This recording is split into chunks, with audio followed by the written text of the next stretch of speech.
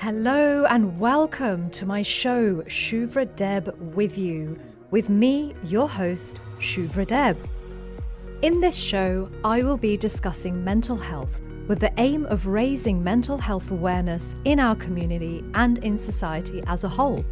The genesis of the show is my own pivotal life-changing experience of being in a Category 5 hurricane back in 2017.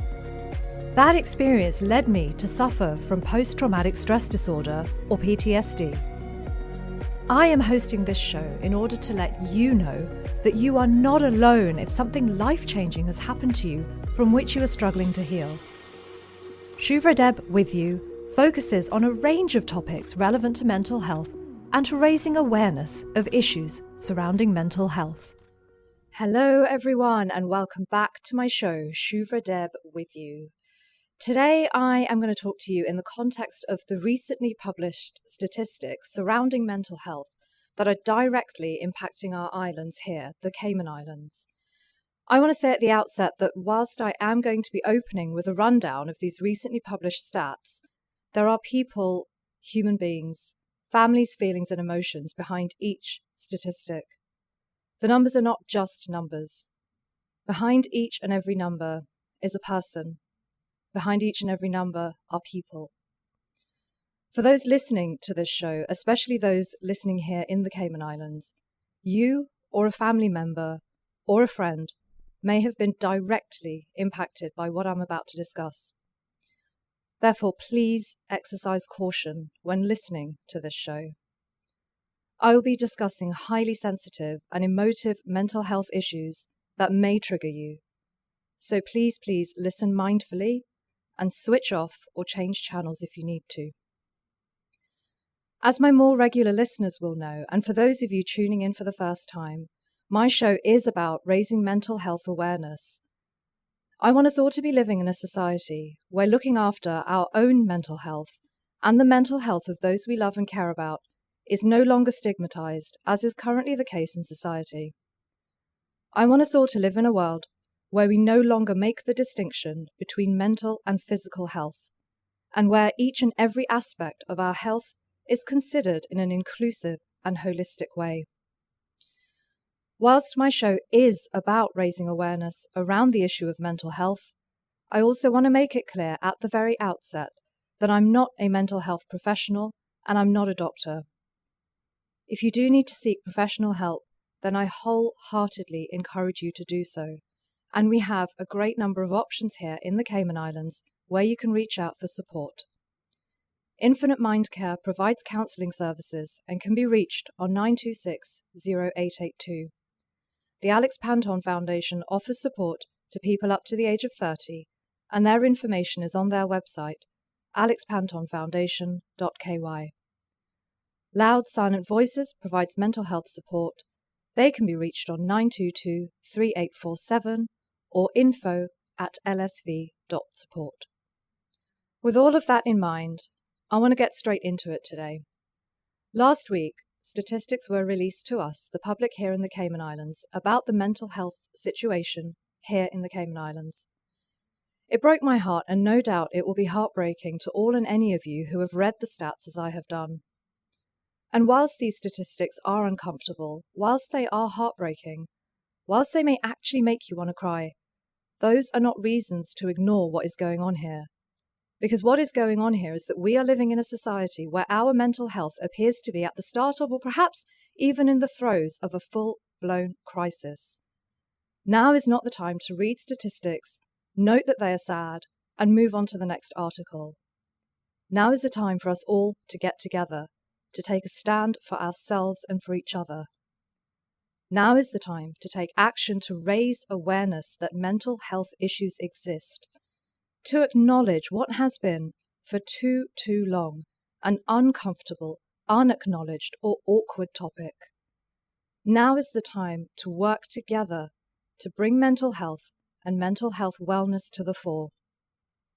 So, what are the statistics that have got me so worked up, so fired up that I changed the topic of my show today to talk to you about this instead? The Cayman Compass reported on the 20th of January 2023 the following.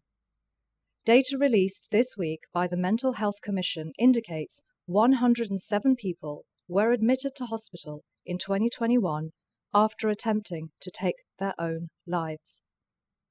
Meanwhile, almost 7,000 people on the islands were diagnosed with anxiety or depression in that year. I just want to pause here for a moment. Pause for a moment so that we can all take in and process, truly understand what these numbers mean. Let's start with the 107 people admitted to hospital in 2021 for attempting to take their own lives. As most of my listeners will know, the census of the Cayman Islands, also from 2021, informed us that across Grand Cayman, Cayman Brac, and Little Cayman, we are a population of 71,432.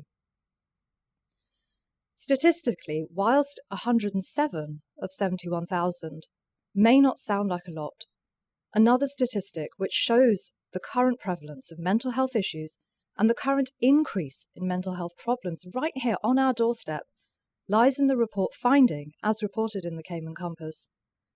The 107 people who were admitted to the Health Services Authority after attempting to take their lives in 2021 represents a 72% increase on the previous year.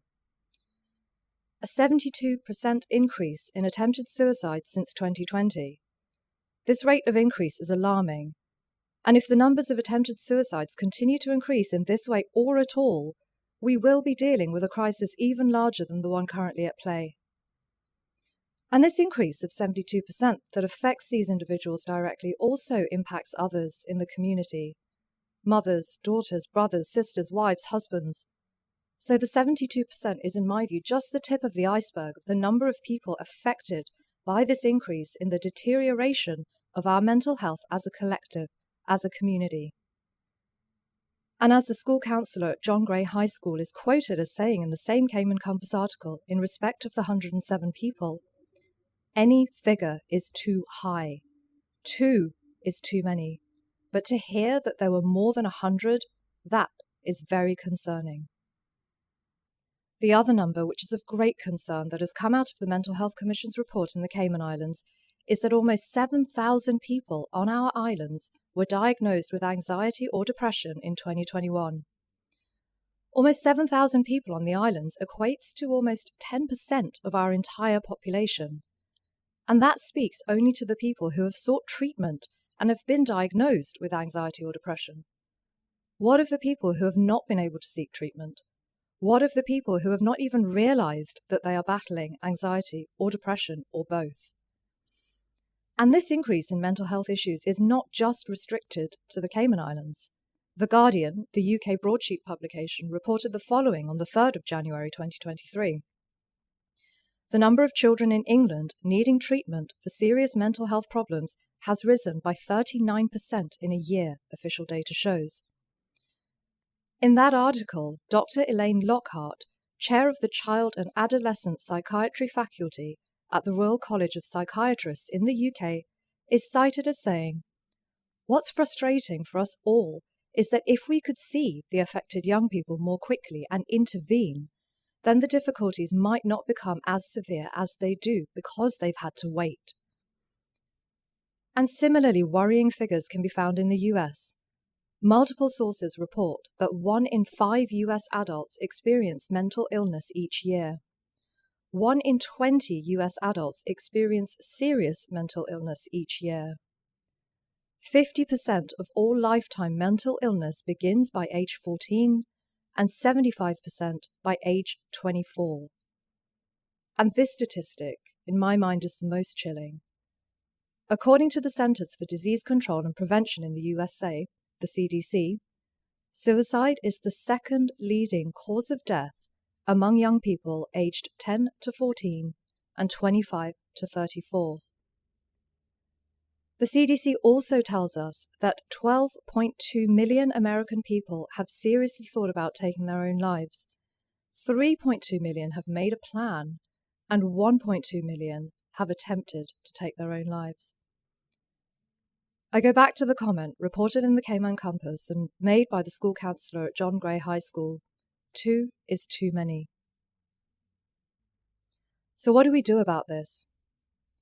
rather than waiting until we or our friend or relative needs to be taken to a mental health facility, or waiting until we need to be taken to see a psychiatrist or psychologist or some other kind of appropriate therapist.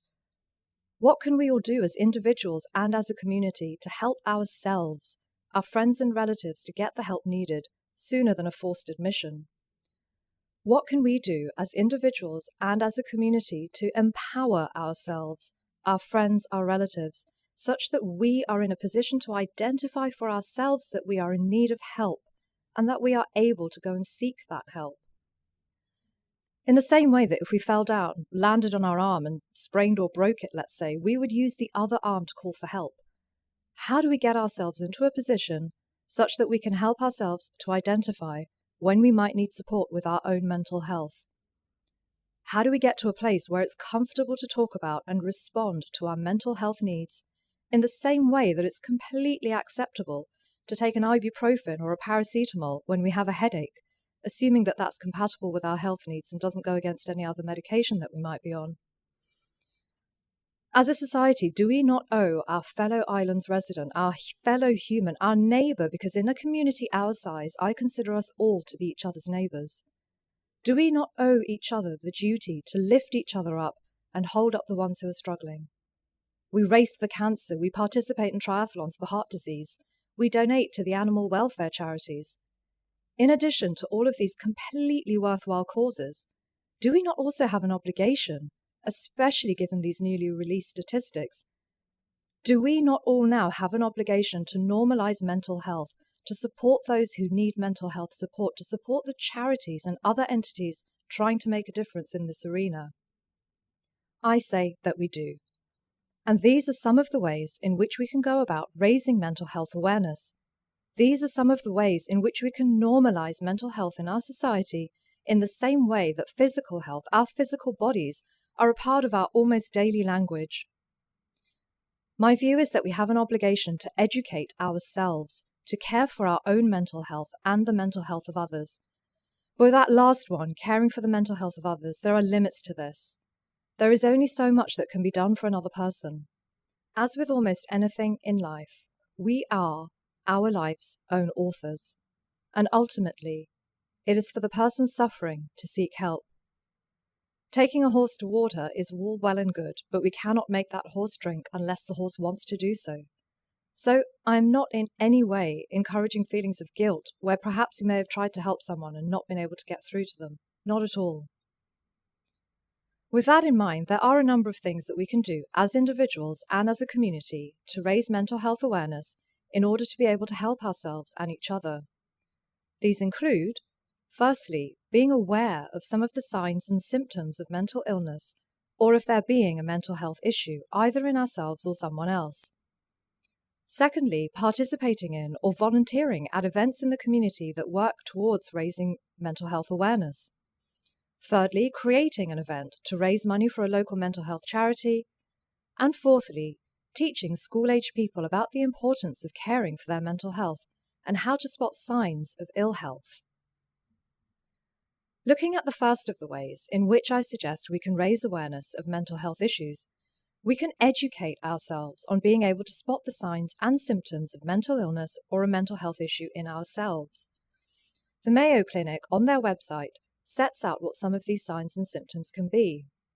These include feeling sad or down, having confused thinking or a reduced ability to concentrate, experiencing excessive fears or worries or extreme feelings of guilt, experiencing extreme mood changes of highs and lows, and feeling an inability to cope with daily problems or stress. From the personal perspective of my own experience, I certainly experienced all of these symptoms, plus many others, when I was in the throes of post-traumatic stress disorder. However, I had not a clue of what was going on, and neither did those around me, the people closest to me. And that was not our fault. No one, including me, knew what was going on, because we are not taught this stuff. At least my age group, people in our 30s and 40s, where we grew up, have not been taught about the signs and symptoms of mental illness, of mental health issues. So it's up to us to educate ourselves and each other. Other ways of raising awareness of mental health is through attending or participating in community events held in aid of raising mental health awareness, or in creating an event to raise money for local mental health charities. Incidentally, the Alex Panton Foundation, which is here in the Cayman Islands and which provides funding and support to young people up to the age of 30, they're having their annual symposium on mental health at the Ritz-Carlton on Saturday, the 18th of February. I'm definitely going to be attending, and I might even see some of you there. Another way of raising awareness is to teach school-aged people about the importance of caring for their mental health and about how to spot the signs of ill health. Our schools have a huge role to play in all of this.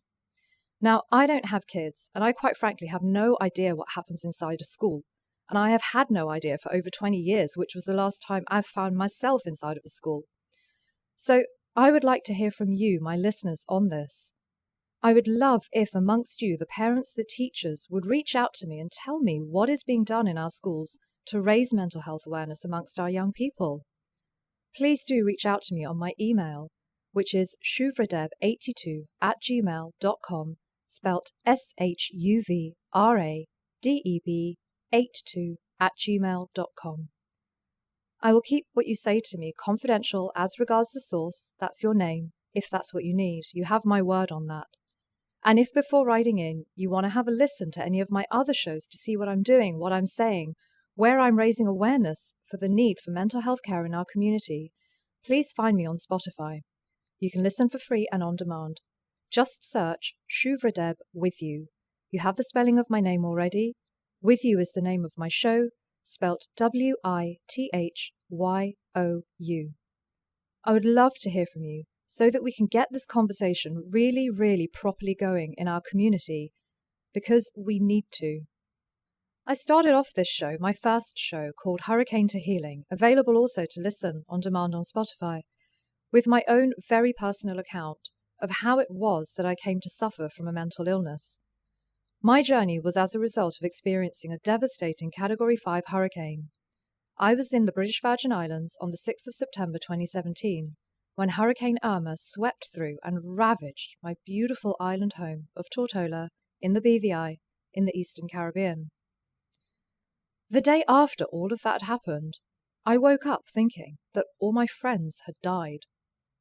In those moments, that morning, all I could see, along with the group with whom I was taking shelter, all we could see was emptiness. Not a single sign of life, houses blown away, boats strewn across the hillside as if made of paper, cars upturned, ripped in half, lying on their side also along the hillside. We could see no other people than each other, and we were a group of 4. Trees that had once stood on the hillsides had been ripped right away out of the earth. What little was left of the trees had their branches stripped away, and what little was left of the vegetation looked like wildfire had swept through and ravaged the entire area. What happened to me before, during, and after Irma led me to suffer from post-traumatic stress disorder, or PTSD. Except for at least 1 whole year, I didn't know I had PTSD, but I was displaying classic signs. One of the things I have discussed on previous shows is how the experience of suffering from PTSD left me feeling like I was no longer myself. It was as if I wasn't me anymore. I felt alien inside my own body, inside my own mind, and that gave rise to feelings of intense isolation. Those feelings of isolation arose largely from not being able to relate to people who hadn't themselves experienced the hurricane. I felt I needed to surround myself with the people who had also been through that same traumatic event. And when, as a result of circumstance, I was no longer able to surround myself with those people, my isolation from normal life, whatever that means, became even greater. The isolation became very, very and all-consuming. I would have one public face, a mask, and then I would be me behind closed doors, whoever that me was at that stage. One of the other things I have touched on in my previous shows is how PTSD sufferers dissociate from their bodies when they have suffered trauma and are suffering from PTSD. Looking back, I think that for me, the isolation or the feeling of isolation that I was experiencing was one form of dissociation from my body. By feeling like I was no longer myself, I was dissociating from my body. I've also touched on how one of the best ways of treating PTSD is to come back to the body. The work of the renowned physician and author, Dr. Gabor Mate, who is a leading trauma expert, is discussed in an article by Chris Hedges on therealnews.com. The article speaks of Dr. Mate's new book, The Myth of Normal: Trauma, Illness, and Healing in a Toxic Culture. The article says, in a society where profit and personal attainment are the highest values, traumas abound, and everyday people are left to endure their pain and shame in silence. The consequence of this dark ethic, Dr. Mate illustrates, plays out on our bodies, severely damaging our psyches and pushing us towards individual and social self-annihilation. But of course, PTSD is not the only mental health issue or illness that we as humans can experience. Some of the other issues include postpartum or postnatal depression, anxiety disorders, eating disorders, and addictive behaviors. Now, given my experience with mental illness has been largely restricted to PTSD, I cannot, and therefore will not, speak to other mental illnesses as if I have any personal experience of these, because I do not. To speak as if I did have that experience, as if I knew, would be disrespectful and completely inappropriate. However, I do still want to highlight mental illnesses and mental health issues other than PTSD and what they may feel like. And the way that I'm going to do this is to set out other people's descriptions, other people's accounts of how some mental illnesses have affected them. I want to start with postpartum or postnatal depression, which is something that has the capacity to affect around 50% of the global population at some point. Something I came across on social media only a few days ago is so relevant for this. I came across an account belonging to a lady called Tiffany Jenkins of Juggling the Jenkins. Tiffany Jenkins is a comedian, best-selling author, speaker, and podcast host. She has recently posted an incredibly poignant, raw, and authentic account of postnatal or postpartum depression, and I will let her words do the talking. But before I do that, please be aware that the post I am about to read out could be triggering, so please exercise caution in continuing to listen. In respect of a photograph Jenkins posted on her social media of herself and her 2 children, one of them a newborn, she wrote alongside that photo, "I did not like my children when this photo was taken. I actually resented them for existing. Caden was 17 months old and Chloe 1 month, and I didn't want to be their mother," she says. "I didn't want to change their diapers, feed them, and most of the time I wanted to leave them in their cribs and run out the door, never to return." Jenkins continues, "I'm serious. I know some of you are probably disgusted, thinking, how can someone dislike their own children? I know it's messed up, which is why it took me so long to tell anybody about it." She says, "I remained silent and buried my thoughts. I smiled for photos and mustered false admiration when someone would fawn over them. I cried often, most of the day actually. I questioned my sanity and constantly berated myself for being such a terrible person. I screamed, I hid, I let them cry and pulled my hair out. I didn't want them anymore. I didn't want them." Jenkins continues, "My husband didn't know. He was gone a lot working. I couldn't tell him. He'd regret having children with me. I was alone." Then she says, "One day, I decided I wasn't going to get them out of their cribs. I was going to leave them there, let them cry and soil themselves. I didn't care. I couldn't care. I tried to care. I couldn't care. Instead, I called my doctor's office. The moment my favorite receptionist answered, I broke down in tears. I told her I didn't want to be a mum anymore, and she told me to come in immediately. I did. The doctor spoke to me about postpartum depression as if he'd had this conversation thousands of times. Turns out he had." Jenkins says that it turns out that she was one of millions of women experiencing those feelings at that exact moment. Jenkins continues, "I wasn't crazy. Something was wrong with my brain, something I couldn't fix alone. My doctor and I fixed it together. Jenkins concludes her post by saying, "My kids are 6 and 8 now, and I love and adore them so much that my heart physically aches when I think of them. I would give my life for them without blinking. Reaching out for help was the greatest gift I have ever given them as a mother." She signs off by saying, "If any of this sounds familiar to you, I just wanted you to know you aren't alone. You aren't crazy, and it doesn't have to be this way. Tell someone today. It gets better," Jenkins says. So there you have it, a very real, a very raw, and a very, very authentic account of postpartum or postnatal depression. And as Jenkins says, if any of you listening are experiencing or feeling any of the symptoms that she has described, please reach out for help. Another very real and very common form of mental illness is depression. The Mayo Clinic's definition of depression is this: depression is a mood disorder that causes a persistent feeling of sadness and loss of interest, also called major depressive disorder or clinical depression. It affects how you feel, think, and behave, and can lead to a variety of emotional and physical problems.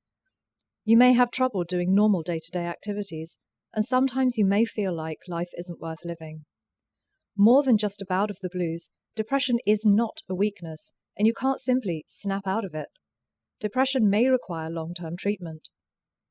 The Mayo Clinic continues to say, but don't get discouraged. People with depression feel better with medication, psychotherapy, or both. A very personal account of experiencing depression is set out on the website of the US National Alliance on Mental Illness.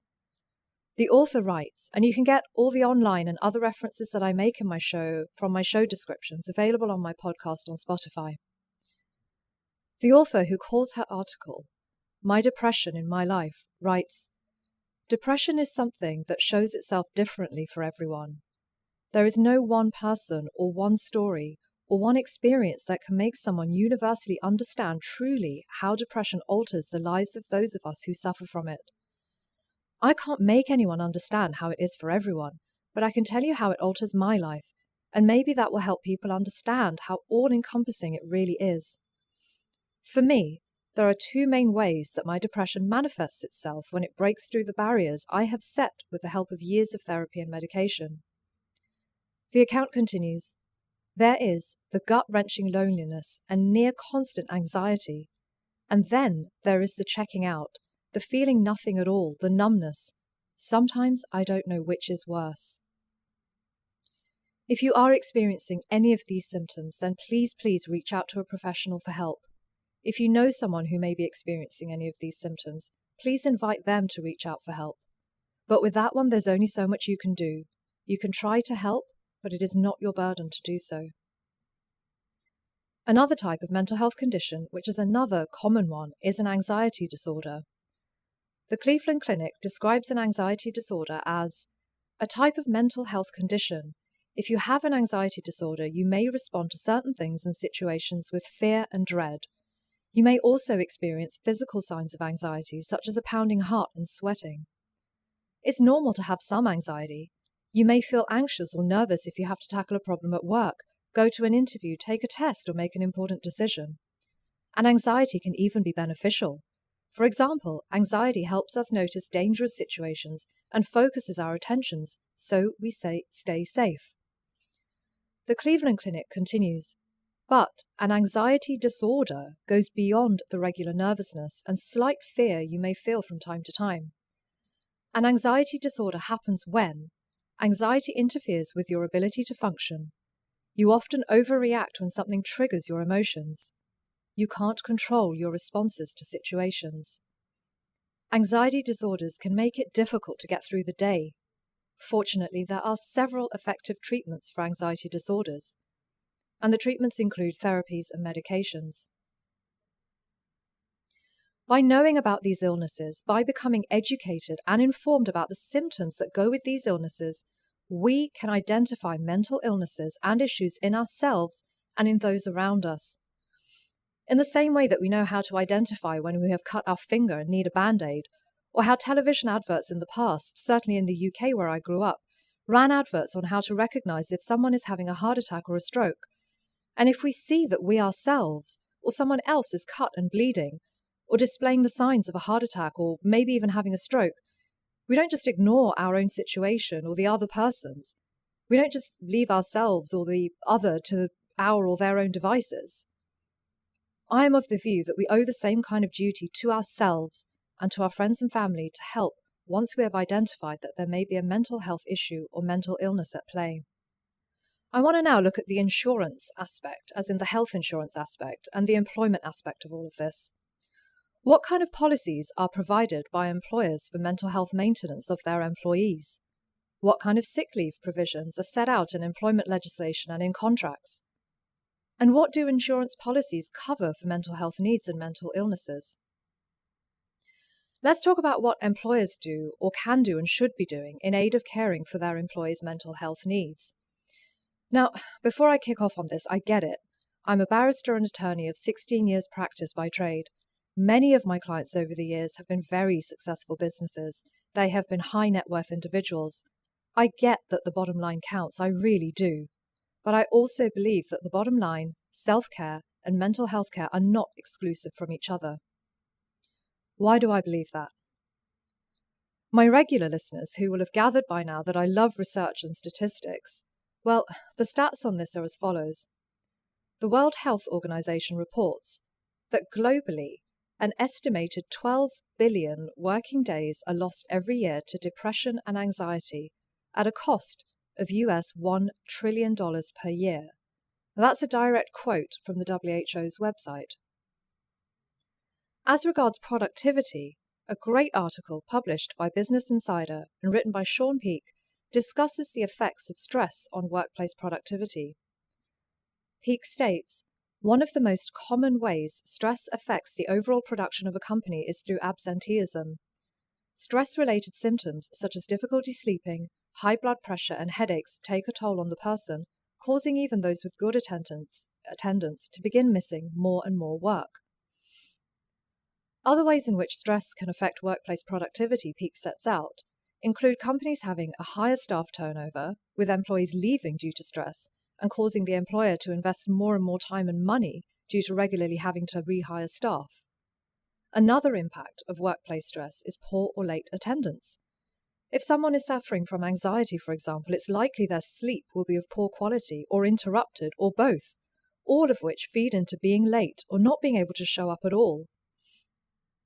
Peer relationships can also be affected when someone who is anxious or depressed due to stress is going to be less likely to want to or even be able to communicate energetically or at all with their co-workers, and may even isolate themselves to avoid any such communication.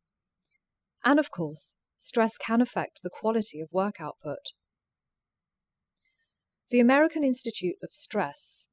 How telling that a whole institute has had to be established just to deal with stress.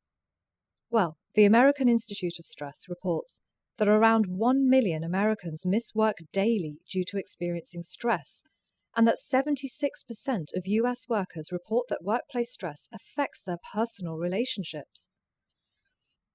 But it's not just stress, you see. The American Institute of Stress cites depression-induced absenteeism costs US businesses $51 billion a year, as well as an additional $26 billion in treatment costs. The report continues, in New York, Los Angeles, and other municipalities, the relationship between job stress and heart attacks is so well acknowledged that any police officer who suffers a coronary event on or off the job is assumed to have a work-related injury and is compensated accordingly. Going back to the World Health Organization, they have on their website a section entitled Mental Health at Work. And once again, you can get all the references that I make in my show from my show notes, which are available on the write-up of my podcast, all on Spotify. The WHO, in their section, Mental Health at Work, states good news, which is that work can protect mental health. It states, almost 60% of the world population is in work. All workers have the right to a safe and healthy environment at work. Decent work supports good mental health by providing a livelihood a sense of confidence, purpose and achievement, an opportunity for positive relationships and inclusion in a community, and a platform for structured routines, among many other benefits. The WHO continues, for people with mental health conditions, what the WHO calls decent work, it says, decent work can contribute to recovery and inclusion, improve confidence and social functioning. So what can employers do? What are some employers already doing to promote mental health wellness in the workplace? The World Health Organization says this about what employers are invited to do. The UN Convention on the Rights of Persons with Disabilities provides an international agreement for promoting the rights of people with disabilities, including psychosocial disabilities, including at work. The WHO makes a number of recommendations to support people in the workplace with mental health conditions gain, sustain, and participate in work. These include making reasonable accommodations at work to adapt working environments to the capacities, needs, and preferences of a worker with a mental health condition. They may include giving individual workers flexible working hours, extra time to complete tasks, modified assignments to reduce stress, time off for health appointments, or regular supportive meetings with their supervisors. The WHO also suggests having return-to-work programs, such as a phased re-entry to work after a period of absence, with ongoing clinical care to provide the required support to the worker. Outback Team Building and Training, a corporate team-building company in North America, sets out on their website some things that can be done around the workplace to ease mental health issues amongst workers. These include, in my view, some concepts of basic humanity, such as saying thank you to a co-worker if they teach us something we didn't know, or if they help us with something, highlighting a co-worker's accomplishments rather than resenting them, for example, and having a positive attitude. These are not difficult things, and are things that we were all capable of achieving to help our colleagues and co-workers to just get through the day. For example, saying thank you is not difficult. Another thing that can be done around the workplace is to provide educational mental health workshops. Many businesses invest a lot of time and effort into having team and management meetings and presenting on aspects of the business, whether that's to do with targets for the week, month, or quarter, or something else. So, along with and addition to that, presenting a mental health workshop is to be encouraged. For example, a therapist or other expert could be invited to give a short presentation or workshop, and that in turn raises awareness around mental health. One of the things that people can often feel in a workplace is that there is nowhere to get away from everyone else. Everyone needs privacy and moments to themselves through the course of the day, and people should be able to achieve this without having to hide in their offices, or worse, having to hide in the toilet if you're in an open plan office. Open plan is great for collaboration and for communication, but not so good for those moments when we just need a time out. For example, to make a private phone call to a relative, or simply just to take 5 minutes to breathe and have a break in a private space.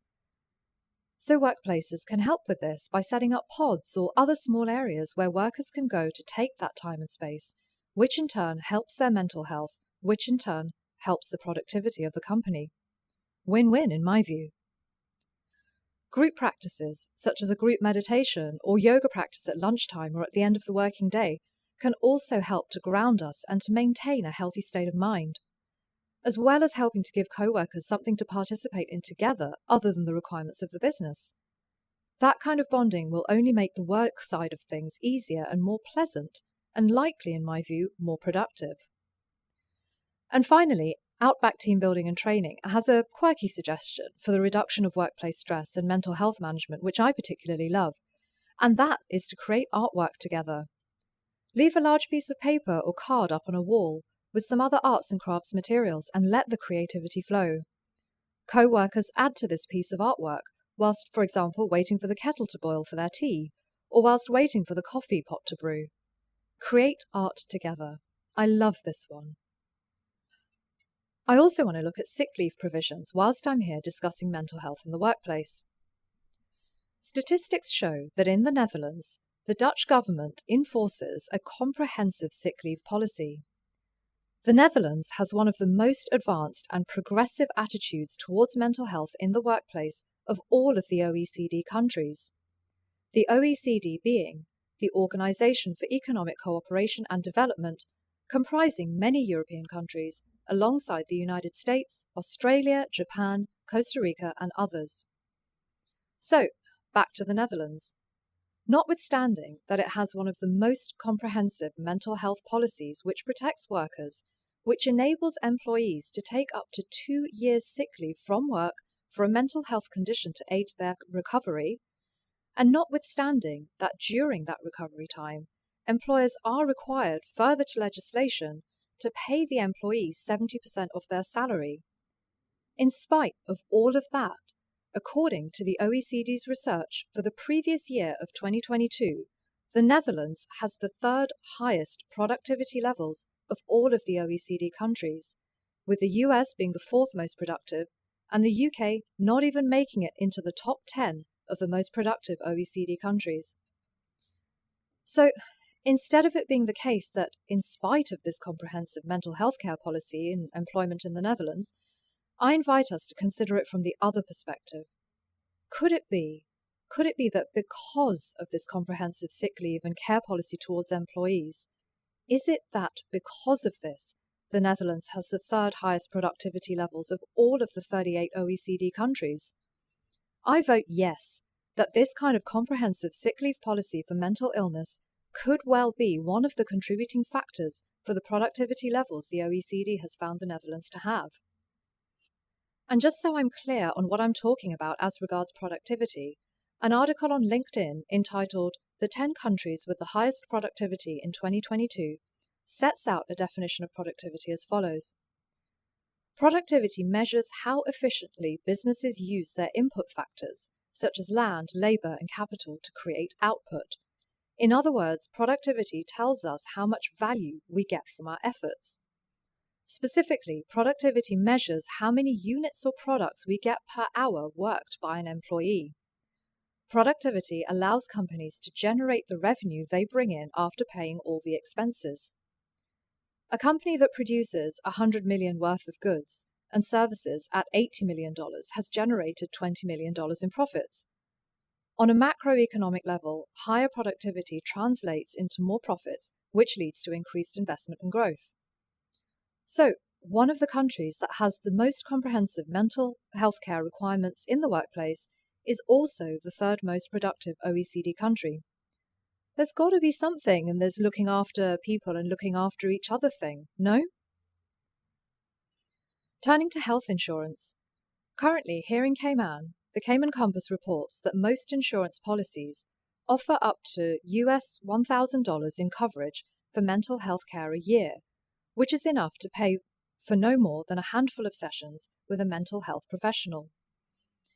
The Compass's article goes on to cite Shannon Seymour, a clinical psychologist and founding director of the Wellness Centre right here in the Cayman Islands, as saying that if people are not getting the support they need in the community, then it is inevitable, according to Seymour, that we will see an increase in the kinds of severe manifestations of mental health challenges, such as suicide attempts, which therapy and other interventions work to prevent.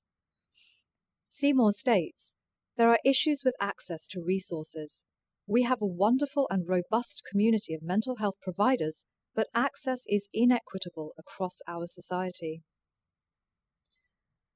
My view is that the insurance policy situation needs to change.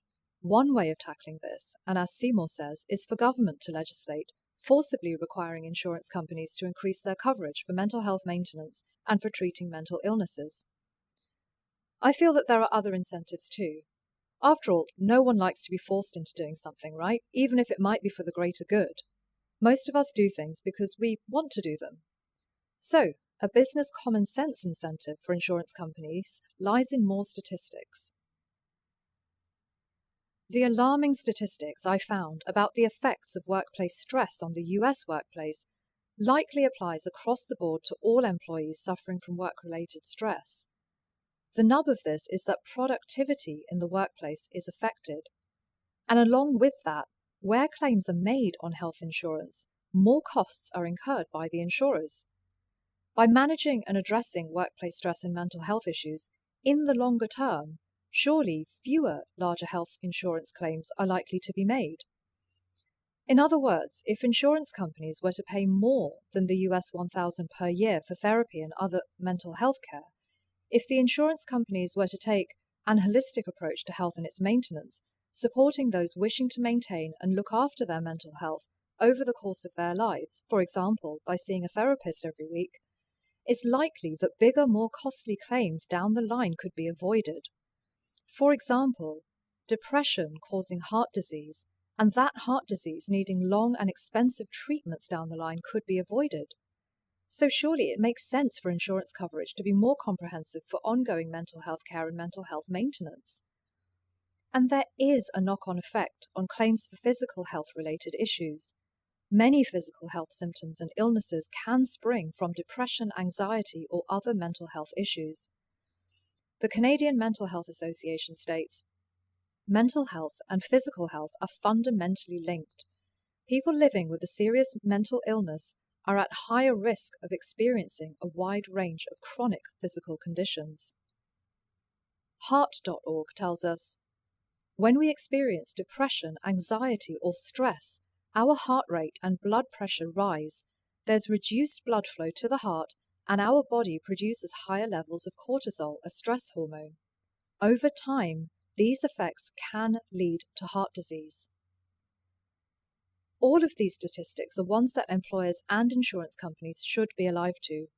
All workers with health insurance making claims that could be avoided are costing employers money. Those claims are costing insurers money. Money that would not need to be spent if workplace stress and depression-induced absenteeism were to be reduced. And in the world I want us all to enjoy, workplace stress and depression-induced absenteeism will simply not exist. Outside of the situation of mental illness, for which I strongly urge anyone with symptoms, anyone who is suffering, to please seek professional help, there are things we can all do to maintain our mental health in the same way that we may maintain our day-to-day physical health by exercising and eating well, for example. As I say, this is outside the framework of mental illness. There are the more esoteric, still considered by many to be non-traditional ways of helping ourselves to look after and maintain our mental health. But why should we do that? Why should we look after our own mental health? Most of us look after our physical health because we want to live healthy lives. Many of us want to live healthy lives well into old age, and some of us pursue longevity. Similarly, by looking after our own mental health, we give ourselves a pretty amazing head start in achieving those goals of health, fitness, longevity, whatever your goal may be. And you may have other goals in life. You may be ambitious in your professional or in your personal lives. Approaching ambition from a strong mental health position is only a good thing. When we are experiencing stress, the body releases the cortisol hormone. Cortisol causes the body and brain to be on high alert. And for chronic stress sufferers, being on high alert causes damage to the body and to the brain. Sufferers of chronic stress can experience a number of possible body and mind reactions to that stress, including anxiety, depression, headaches, problems with digestion, and problems related to sleep.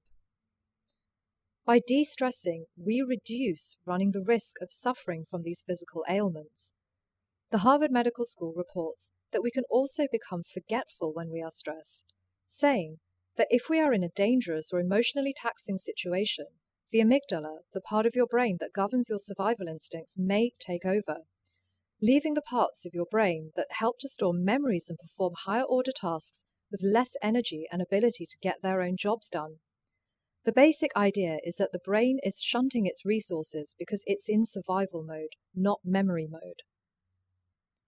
The Harvard Medical School's article states that this is why you might be forgetful when you are under stress, or may even experience memory lapses during traumatic events. So, if we have goals and ambitions in life, whether they are professional or personal, the last thing we want to be is to be forgetful because of stress. So being able to manage our stress not only protects our physical health, it also protects our mental health and helps us to achieve our goals. On my second show, Standing Still to Move Forward, I discussed how by taking a step back, by taking a breather and by pausing, we are able to move forward and able to do so with confidence and self-empowerment. By taking, for example, just 15 minutes a day, what I call my 15-minute rule. By taking just 15 minutes a day to have a meditation practice, we are allowing ourselves to de-stress. So what can be achieved in 15 minutes? When looking for a way to de-stress, and maybe we feel we don't have enough time to get down to the gym and commit a whole hour to something, we can start by giving ourselves just 15 minutes. Find a 15-minute yoga practice on YouTube and follow it in the comfort of your own home without having to travel anywhere. Equally, if you are keen to try meditation practice, again, go to YouTube. Search for a 5-minute meditation, 10-minute or 15-minute meditation. Sit down in a comfortable chair with a straight spine, close your eyes and listen to the guided words. By following the 15-minute rule, we are wiring, or rather rewiring, our brains to truly believe that our time is of value, that what we do is of value, and that we are of value. By valuing ourselves and our time, not only will we start to feel better about ourselves and about our lives, we are also going to start experiencing more joy in our lives. And being joyful is a great de-stressor. Sadhguru states in a 2019 television interview with Tom Bilyeu, there is substantial scientific and medical evidence to show that only when you're in a pleasant state of experience, your body and your brain work at their best. When we are experiencing joy, we are in what is called a state of flow. By being in that state, we are able to get things done, to focus on tasks with ease and without stress. One of the ways in which we can get to that pleasant state of experience, as described by Sadhguru, that state of experiencing joy, is by being grateful. By being grateful for what we have instead of focusing on what we don't have enables us to experience, to feel joy. I said this on that show when I talked about this, and I'll say it again. When was the last time you met someone who was joyful and who wasn't grateful for what they have? When have you met someone who is complaining about their life, but who is also joyful? And I think it's impossible to be both. And I want you to try. See if you're able to be grateful for something, and in the context of that gratitude, see if you can also be miserable at the same time. Athena Care, a mental health clinic with numerous clinics in Tennessee in the US, sets out on their website a number of ways in which we can specifically calm anxiety down in ourselves, thereby looking after ourselves. In their article, 5 Tips to Calm Anxiety Right Now, some of the tips they set out include asking ourselves the following 4 questions. Firstly, what am I worried will happen? Second, on a scale from 0 to 100, how likely is this to happen? Third, what evidence do I have that this will happen? And the 4th and final question, what are the chances that I am worrying too much? That kind of question-answer process can help us to bring some perspective to something that we may be worried about. Another way to calm anxiety, as set out by Athena Care, is to play the 5-4-3-2-1 game. And the 5-4-3-2-1 game is described as follows. We are invited to start by breathing slowly and deeply to ground ourselves. Then, we are invited to notice 5 things we see around us. Sunglasses, a chair, whatever we can see. Then, notice 4 things that we can touch around us. Our hair, clothes, the floor. Next, start to notice 3 things that we can hear. A plane flying overhead, the refrigerator humming, a bird chirping. After that, we are invited to notice 2 things that we can smell. We might smell objects immediately around us, or walk into another space and smell coffee or soap or something else in the environment. Finally, notice 1 thing we can taste. What does the inside of our mouth taste like? Alternatively, we can try taking a bite of food or a sip of a drink. Another of the suggestions made by Athena Care is to actually schedule in some worry time. What they mean by that is selecting a time of day to worry for 15 minutes. And during that scheduled worry time, we're invited to write down all of the worries we can think of without censoring ourselves. And then outside of the time, we are invited to acknowledge our anxious thoughts and tell them to come back at the scheduled time. I'll hear you, but only from 2 till 2:15, we can say. The Athena Care article continues that it may be helpful to jot down any anxious thoughts when they pop into our heads so that we can note them, and then we can put them to one side without necessarily forgetting them. allowing us to come back to the note during our scheduled worry time. Athena Care says that with practice, this technique can help us to control when and how often we allow ourselves to worry. To round off, Dr. Mark Lockhart, the outgoing chair of the Mental Health Commission here in the Cayman Islands, is cited in the Cayman Compass as saying that he hopes the data, particularly around depression, anxiety and suicide attempts, will help inform a national conversation about how to make things better.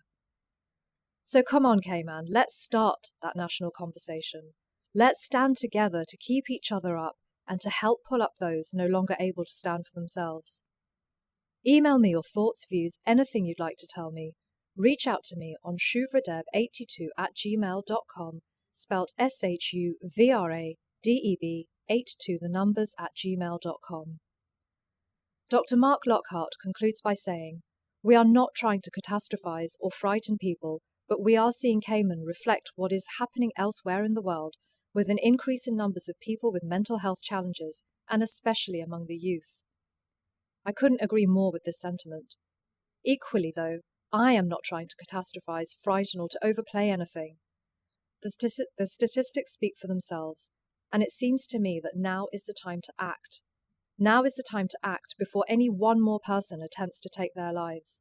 Now is the time to act before yet any more people develop anxiety or depression. I have spoken about some very serious issues today, and if these topics that I have discussed today have affected you, please reach out to someone, whether that's a friend or a professional, for support and advice. Infinite Mind Care provides counselling services, and they can be reached on 926-0882.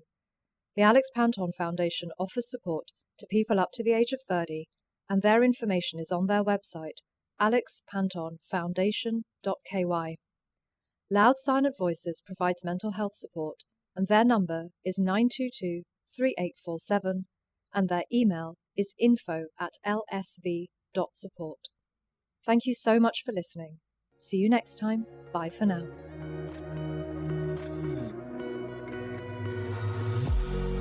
Thank you all so much for tuning in and for listening to Shuvra Deb with you. And please do tune in every Thursday at 2 p.m. on Bobo FM 89.1 for more topics related to and relevant to mental health. If any of you would like to reach out to me directly about any of the issues I've discussed, please do email me at shuvradeb82@gmail.com. That's spelt SHUVRADEB, the numbers 82 @gmail.com. Thank you so much for tuning in and listening.